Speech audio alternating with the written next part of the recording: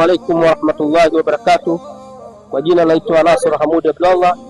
Nawakaribisha katika kongamano la Afrika Mashariki na Kati Miski ya Roho lililoandaliwa na The Islamic Foundation litakalofanyika tarehe 27 mwezi wa 12 mwaka 2025. Miski ya Roho 2025. Muhammad sallallahu alaihi wasallam ni msingi wa amani. Kongamano hili litaletwa kwenu mubashara na Azam Media, Azam TV, ZBC2, Dua TV, Al-Hajar TV kutoka nchini Kenya, TV Iman Tanzania, Radio Iman pamoja na Iman Digital.